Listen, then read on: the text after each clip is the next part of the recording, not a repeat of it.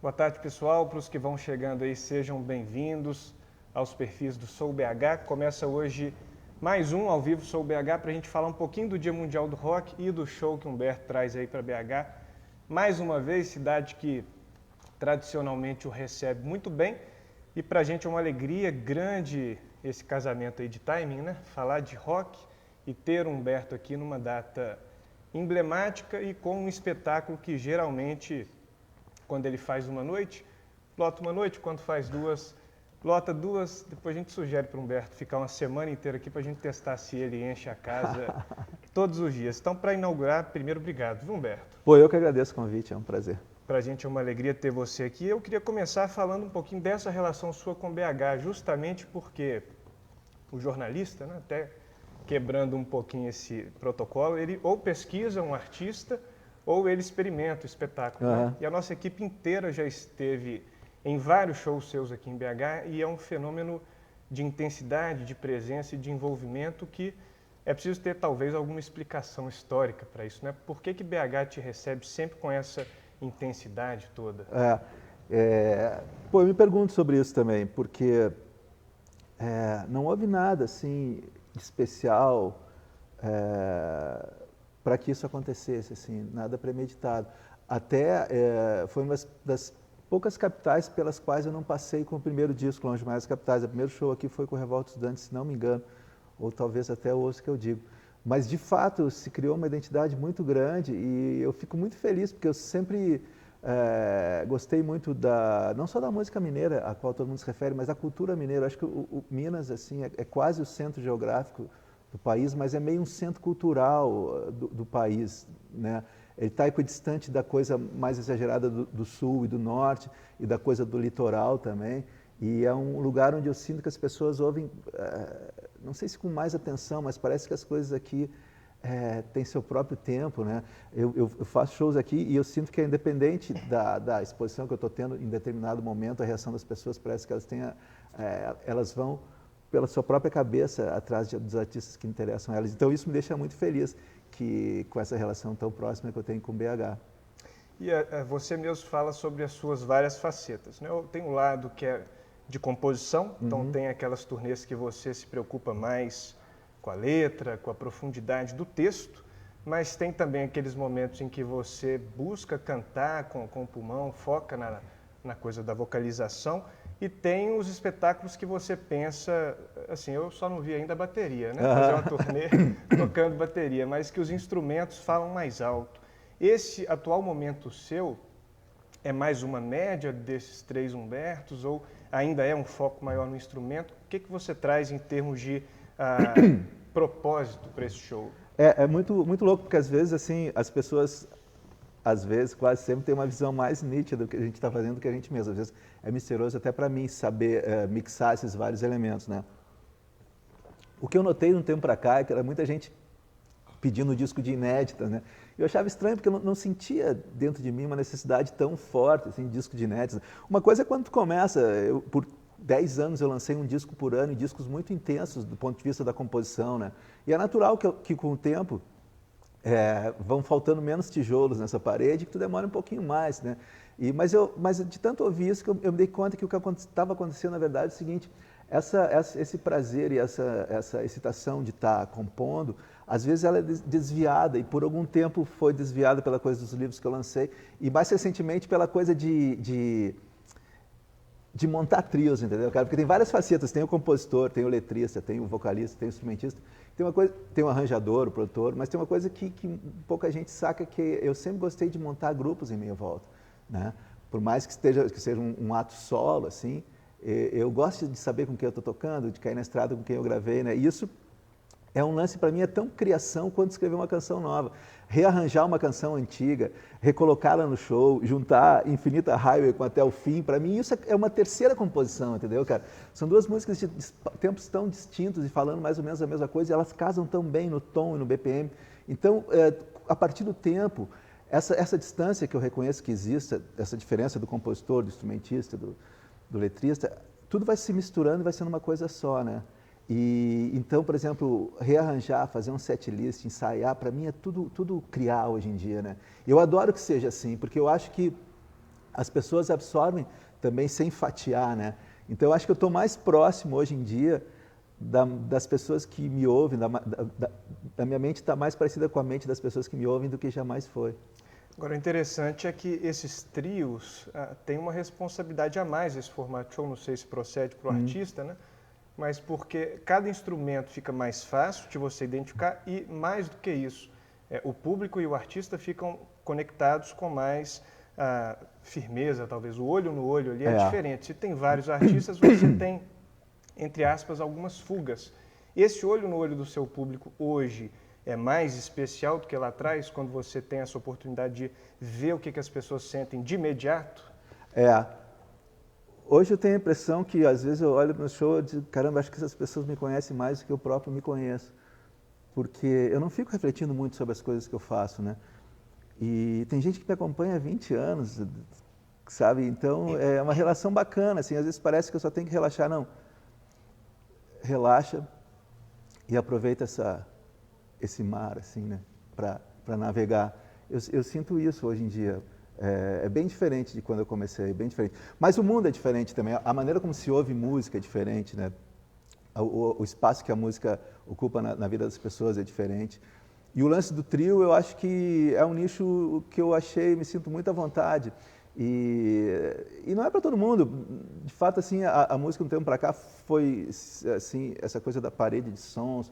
É uma música mais de produção do que de execução hoje em dia, né? Então, não tem nenhuma brecha, não tem buraquinho, mete um ruidinho, não sei o quê. É um pouco contra a onda do que se faz no momento, mas eu acho que, por outro lado, é uma coisa que sempre existiu, esse fascínio lúdico, assim, de alguém tocando um instrumento, um pedaço de madeira com umas cordas de metal. Isso acho que nunca vai dançar, por mais que as pessoas não estejam prestando muita atenção.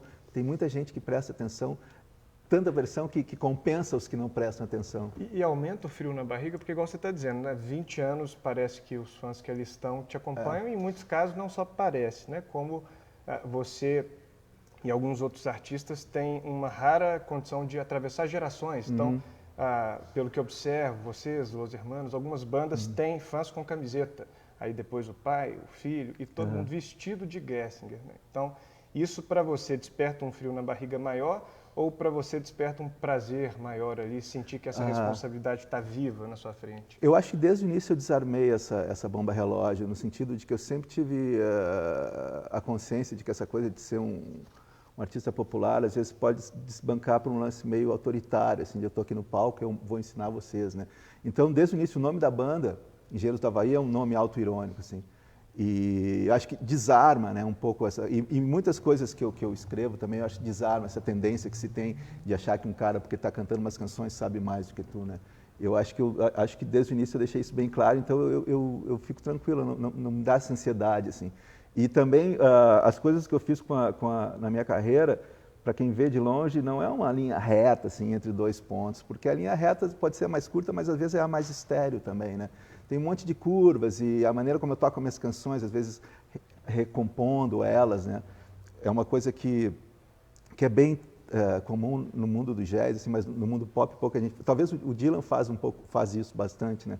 Então eu acho que essas coisas que eu fiz naturalmente, sem pensar na minha carreira, meio desarma essa tendência das pessoas ficarem muito assim, seguindo um grande rico, né? Eu acho que elas me veem de igual para igual, assim. Claro que eu tenho meus cabelos brancos, eu já passei por algumas aventuras e com o tempo tu fica ganhando esse karma de sobrevivente, que eu acho muito bacana. Eu sou capricorniano, eu gosto que o tempo passe por mim, mas eu também não quero deixar isso como uma coisa muito heróica, assim, né? Eu estou me esforçando para não falar do cabelo, viu? Mas se você falar dele, eu falo de qualquer assunto. Das dezenas de perguntas que recebemos. Eu falo de qualquer assunto. Mas eu guardei essa para o final, porque realmente seu bom. cabelo, mais do que tudo, virou capa de disco 1 milhão de vezes na sua carreira, né? Pois é. Sempre escolhem. E acho que até uma característica que vai além do cabelo, assim, você tem uma presença de palco que é peculiar e é constante, como você disse, né? Sempre você faz do palco o momento de se jogar e balançar e tudo mais. Para você, hoje, se soltar é um sinônimo de confiança, um sinônimo de que você conseguiu fazer da sua arte assim, um alicerce seguro para você levar ela para todos os lados, você está seguro lá e por isso você tem essa leveza na sua profissão? Não, talvez a insegurança. Eu sempre fui muito inseguro em relação a tudo, assim. Mas quando começa uma música, cara, parece que eu sou transportado para outro mundo, né? Transe, assim. E incrível que parece, no momento que acaba a música, assim, que acaba o último ruidinho do prato, cara, parece que eu tô de pijama ou nu na frente de um monte de gente. Eu não sei falar entre canções, entendeu? Cara, eu adoro quando eu vou no show, as pessoas falam entre canções, mas é uma coisa que parece, quando acaba a música, parece que a carruagem se transformou numa abóbora, entendeu, cara? Então, essa coisa da performance é muito natural. É só ver que ela não mudou muito de um tempo para cá, né? E esse lance do cabelo é muito estranho, porque um tempo atrás eu estava andando na rua, assim, e eu gosto muito de caminhar a Porto Alegre, e coincidiu com a saída do colégio, estava saindo um monte de... tá saindo um monte de criancinhas, assim, e eles olhavam para mim, assim, eu disse, mas que estranho, esses moleques não devem me conhecer, assim, pequenininho, e olhavam para mim e começavam a rir. Aí eu me dei conta que eles estavam rindo do meu cabelo, cara, que para mim é uma coisa super natural, mas para aquelas crianças... A geração Neymar ainda. Cara, não, e tinha um monte de crianças com moicano, eu disse, caramba, como é louco isso, né? Porque o cabelo comprido é uma coisa natural, só deixar crescer ele fica assim. E o cabelo moicano não exige uma coisa, uma preparação, mas para eles era muito mais natural. Foi uma pequena assim, pós-graduação sobre a relatividade das coisas no mundo pop, aqueles poucos metros que eu caminhei no meio das crianças olhando o meu cabelo. Enfim, é isso. Eu acho que eu não acho ruim também essa coisa nesse sentido, assim, de tu virar meio um personagem. Às vezes é até bom para te defender um pouco, claro. Sabe? É surpreendente o número de artistas assim que são tímidos mas descobrem alguns biomas assim para si. Eu quando não estava nessa lida assim de ser um cara público, quando eu via artista falar que era tímido, eu disse, mas que picareta, como é que vai dizer que é tímido, toca um monte de... Mas hoje em dia eu entendo muito, às vezes se cria uma outra persona ali, que não deixa de ser tu, mas é um tu estilizado, assim, né? A gente recebeu várias e várias perguntas que devem ser comuns para você, então vou até adaptá-la, porque, Humberto, quais são as dicas para quem está começando, etc. Só que como eu enxergo, nós enxergamos enquanto equipe também, no Sou BH, como você é uma pessoa da cultura, não da música, então muito mais ampla do que só o rock, do que só o cantar, do que só o violão ou um instrumento, para quem hoje não só quer enveredar para a música, mas quer viver de arte, de cultura, em tempos tão difíceis para você ter qualquer emprego, né? Um mercado de trabalho apertado, quando o cara sente que o coração dele vai para o mundo da arte e ele te fala, você é uma referência, então você tem pelo menos algo a me dizer, ainda que não seja só música. Esse mundo das artes tem atalhos ou é feito só de batalha mesmo? O que você enxerga? Tem atalhos, mas eles só levam para a derrota, eu acho. Porque, como eu falei antes, às vezes o caminho mais curto é o mais estéril, né? E eu acho que o principal, assim, a gente vive num mundo muito pragmático, né, cara? As pessoas escolhem parceiros como quem escolhe o carro para comprar, com valor de revenda, qual é a cor, não sei o quê. É um pragmatismo que é muito estéril, cara, entendeu? Então, se eu pudesse dar uma dica, é isso, não sejam pragmáticos, procure... Tem certas coisas na vida que aparentemente não tem muita função, nem muita lógica, mas são coisas importantes. Então, é um lance que tu tem que regar essa plantinha. A paixão que tu tiver, seja lá por que for, cara, por pintar, por torcer para um time, qualquer coisa que foge um pouco da lógica mecanicista e pragmática disso, causa e conteúdo, isso vai me fazer chegar ali, dali eu vou para lá. Qualquer coisa que te deixe um pouco menos objetivo, assim, eu acho que te ajuda a criar. Porque tu abre a janela, assim, dá um desespero no mundo que a gente está vivendo, assim, diz, cara, de que serve uma canção, cara?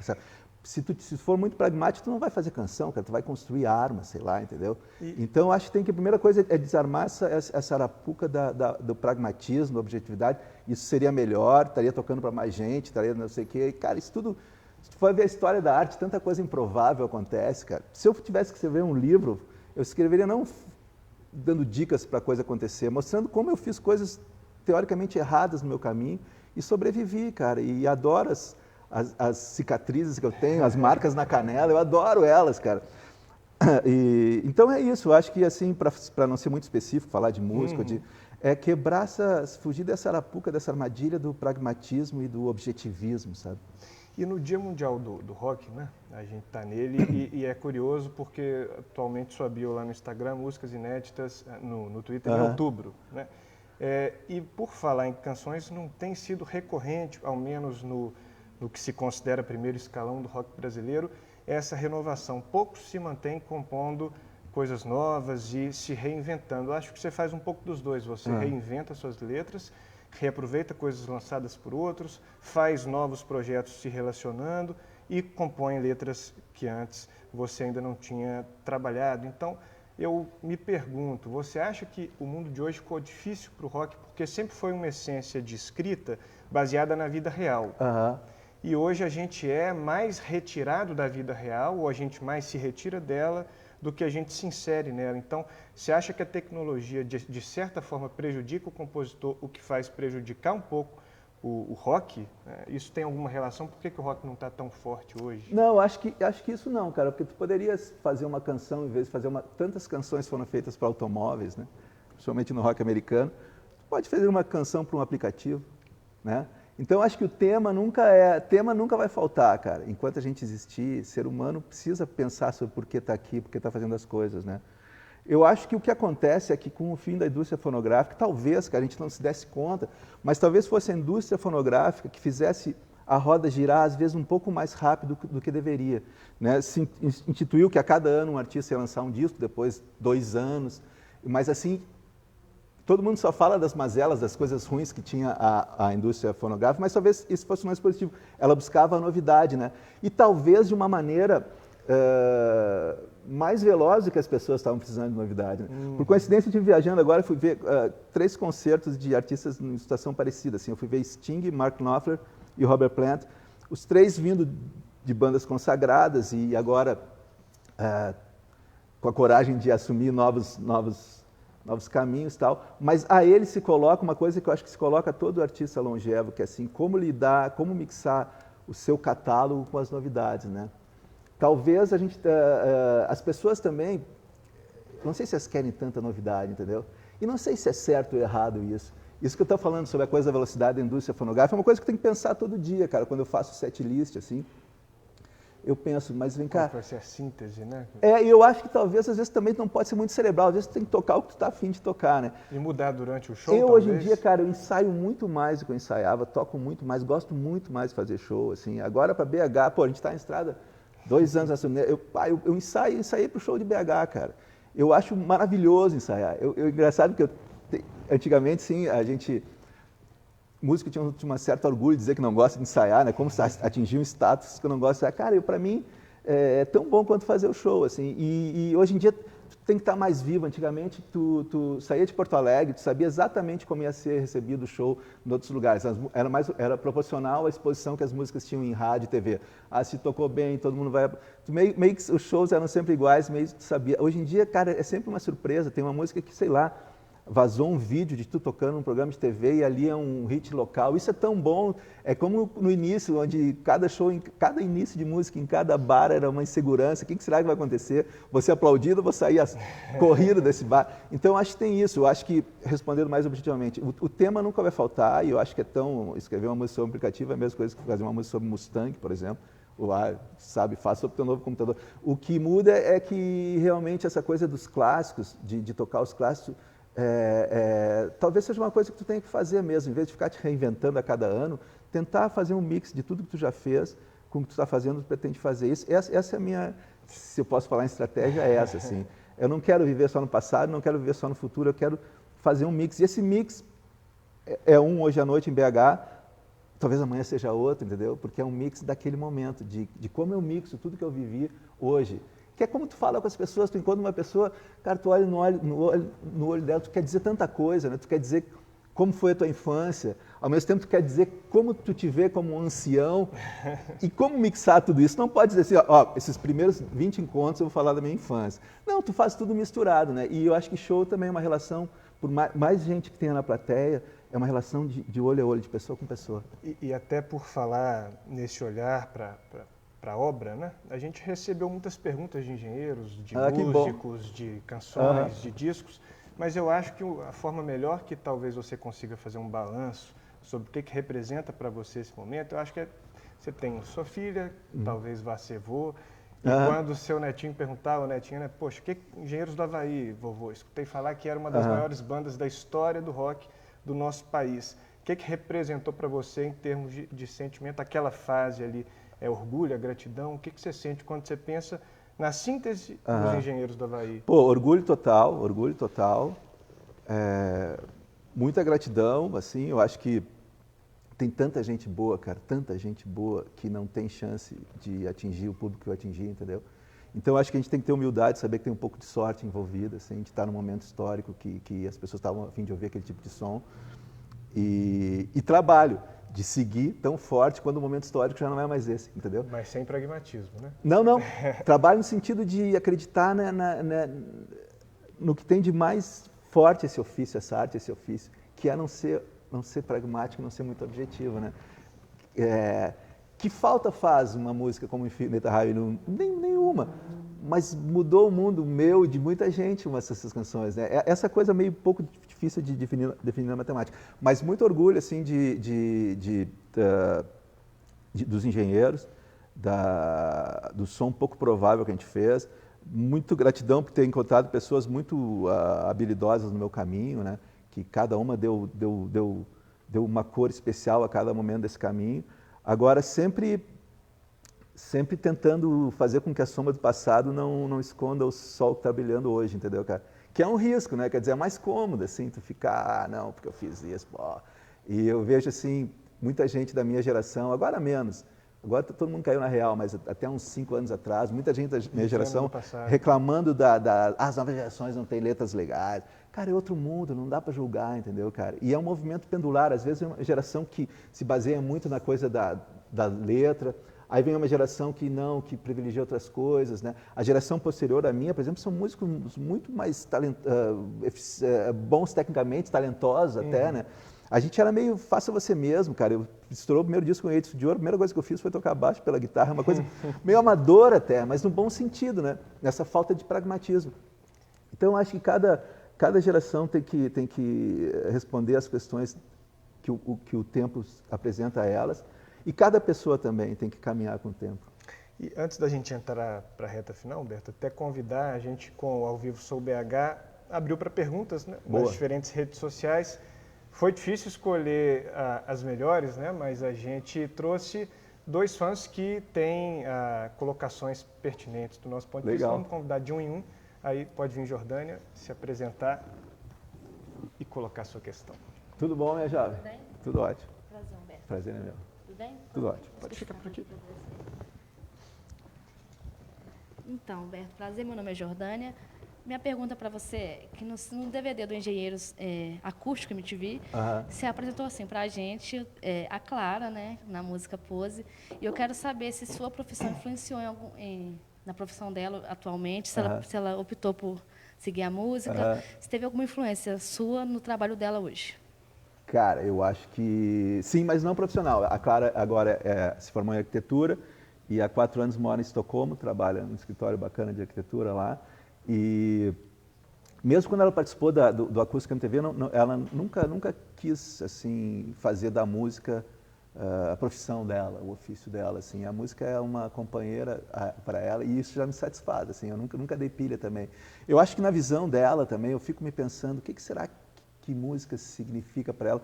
Talvez música signifique um pouco o pai dela ter estado tão ausente em tantos fins de semana da vida dela. Né?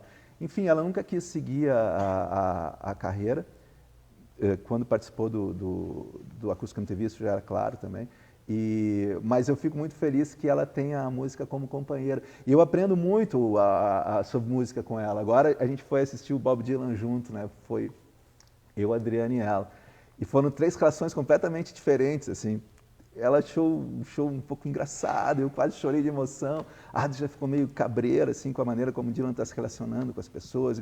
E muito louco, da mesma família, gente tão parecida assim, e tendo visões tão diferentes. E complementares, eu aprendi muito sobre o show do Dylan, conversando com ela depois do show. Assim. Eu que sei tudo sobre ele, assim, e ela que pouco sabe, mas me ensinou muito. Então, esse diálogo eu acho que é legal, assim, que é não achar que porque tu é mais velho, o teu ponto de vista tem prioridade em relação ao ponto de vista da tua filha, jamais. Obrigada. E o nosso outro convidado, por favor. Tudo bom, meu jovem? Bom, eu queria saber o seguinte, parece que você vem fazendo os últimos shows a releitura dos 30 anos de alguns CDs, né? como foi o Longe Demais das Capitais e agora o Revolta dos Dantes. Isso é uma coisa que vai ter sequência, tá na pauta, e se tiver, qual um outro CD que você gostaria realmente de fazer essa releitura de 30 anos? Essa carroça acabou me atropelando, cara, porque assim, o Revolta eu senti uma necessidade forte, porque é um disco muito relevante, e quando ele saiu, eu não cheguei a tocar ele na íntegra, ficou um disco um pouco espremido entre o Longe Demais e o Outros Que Eu Digo. Eu sentia uma dívida com o Revolta, então para mim era bem relevante tocar ao vivo. Foi muito bacana essa experiência de ver gente que nunca tinha, que estava ouvindo o disco pela primeira vez quase, né? E fiz isso com as canções do Filmes de Guerra, mas, pô, esse ano já tinha do Tchau Radar, que eu acho um disco bacana, mas não, parei, então eu vou virar um museu de mim mesmo, né? Resolvi dar um tempo que estava acontecendo muito isso, mas são momentos assim que me deram muito prazer. Até porque, como eu falei antes, de 85 a 95 eu lancei um disco por ano, e discos muito intensos, assim, né? E então agora eu vou dar um tempo, não me vejo fazendo isso tão proximamente, porque agora em outubro eu lanço um disco novo, aí eu vou ficar uns 2 anos focando nele, né? E eu já vejo agora, assim, na prática, assim, nos shows, uma galera meio pós-engenheiros, assim, que é uma novidade para mim também, né? Então, esses 2 anos vão ser um pouco focados nisso, não me vejo fazendo releituras de trabalho, assim. O disco que faria 30 agora, em 2020, também é um disco que já teve tanta exposição, o Papa é Pop, que eu acho que não teria mais muito o que falar sobre ele, assim. O Revolta eu senti uma certa necessidade de dizer, cara, eu acho que ninguém se deu conta disso aqui, ó, sabe? Me parecia que não estava pronto o disco ainda, né? Mas depois, agora eu acho que seria mais uma coisa prazerosa para fazer de vez em quando, mas não vejo, assim, na prática, isso acontecendo tão cedo. Obrigado. Valeu. Humberto, bom, o primeiro show foi em janeiro de 85? Janeiro de 85. Entre esse primeiro show e o show de hoje, você acha que o público mineiro vai ter qual permanência e qual superação do que você lá viveu? Então, daquele primeiro show, o que se mantém e o que você, com o passar do tempo, foi adaptando até chegar no show de hoje, 13 de julho de 2019? Cara, eu acho que eu sou um músico muito melhor hoje, muito melhor, e sou muito mais burro também, eu emburreci consideravelmente, o que é uma bênção, assim, que eu sempre fui, acho, muito racional. E agora, BH, cara, BH me ensinou e vai seguir ensinando essa geografia emocional do Brasil, assim, entendeu? Que não é o Brasil do litoral, não é o Brasil do norte, não é o Brasil do sul. É um mix, uma amálgama mais real, acho, do que pode ser, do resumo mais próximo do que é o Brasil, assim. Eu acho que as outras regiões trazem coisas muito fortes, a minha, o sul, o norte, o nordeste, o litoral, mas eu acho que se tivesse uma média, assim, é meio a coisa do mineiro, assim. Aqui parece que todo o barulho que está sendo em volta, assim, aqui ele é digerido e reprocessado, sabe? Isso tu vê na maneira das pessoas falarem, né? E na sutileza que tem a música mineira, na reverência que se tem pela viola caipira aqui, né? É diferente da viola caipira, é o mesmo instrumento, mas é diferente da maneira como o paulista se relaciona, como nós no sul e o pessoal no nordeste se relaciona com o acordeon, né? Como o litoral se relaciona com a percussão e tal. Eu acho que a BH me ensina isso. E é como se fosse aquele espelho, sabe espelho nessas lojas, quando tu vai comprar roupa, no provador eles põem um espelho com uma luz especial para tu se sentir bem com qualquer roupa que tu bote, né? Eu acho que BH é um espelho que te deixa bonitinho, sabe, cara? É um espelho que eu gostaria de ter sempre à minha mão. Para a gente vai ser um prazer também. Como você gosta de futebol, Humberto, eu acho que, colocando-se no lugar do Tite um pouquinho assim, se puder olhar para a nossa câmera, o Sou BH, felizmente, tem um público muito legal em todas as frentes e conversa com o mineiro nesse papo reto, assim. Então, a gente tem um canal de diálogo muito legal que eu acho que você, nesse momento, pode convocar, então, no lugar do Tite, aí faz o Humberto a convocação para esses mineiros que estavam quase com os 2 pés hoje, colocarem os 2 pés no KM de Vantagens Hall, às 22 horas, pode convocar o povo aí que está com você. Pai, não vou convocar, vou fazer um pedido para vocês fazerem um show maravilhoso, como tem feito nesses últimos mais de 20 anos, que sem vocês não tem graça nenhuma, e tenho certeza que talvez para vocês seja, eu acho que espero seja uma noite muito bacana, talvez vocês esqueçam dela uma semana depois, Mas pode ter certeza que daqui 30 anos eu vou estar aqui dando uma entrevista e me lembrando dessa noite que vai rolar hoje à noite aqui, porque sempre foram noites inesquecíveis aqui. Daqui 30 anos, pode agendar já? Pode agendar já. Só eu não sei se a hora, dar uma meia hora de intervalo, margem de erro. A margem de erro, mas estaremos aqui 30 anos. Tá legal. Então, Humberto, ao vivo Sou BH agradece muito a sua presença. Foi um prazer. É muito legal para a gente ter no programa pessoas que nós admiramos, né? Não só o momento que ela vive, mas a obra que ela construiu, constrói e em outubro continuará apresentando. Né? Então, agradeço em nome de toda a equipe, agradeço ao Hotel Mercury, que nos recebeu aqui muito bem também, com a estrutura, com o espaço, e que você, não só daqui a 30 anos, possa estar com a gente, mas quem está nos assistindo agora, eu tenho certeza que não vai se esquecer do show daqui a uma semana. Mas se quiserem contar uma mentirinha que esqueceu, a gente passa para ele voltar daqui a uma semana, a gente lembra de novo. Pô, valeu, cara. Obrigado pelo astral, pelo carinho, pelo respeito com o meu trabalho. Às vezes o pessoal reclama muito assim, de como estão as coisas hoje em dia, com o mundo fragmentado, com a mídia desperta, mas programas como esse, assim, fazem com que eu não tenha saudade nenhuma dos anos 80, que tinha 3 canais de TV para a gente falar sempre a mesma coisa, sem se aprofundar. Agradeço. Valeu. Obrigado, pessoal. Nos vemos no próximo Ao Vivo Sou BH. Até o show, Dia Mundial do Rock, 22 horas, Humberto Gessinger no KM de Vantagens Hall. Valeu! Valeu!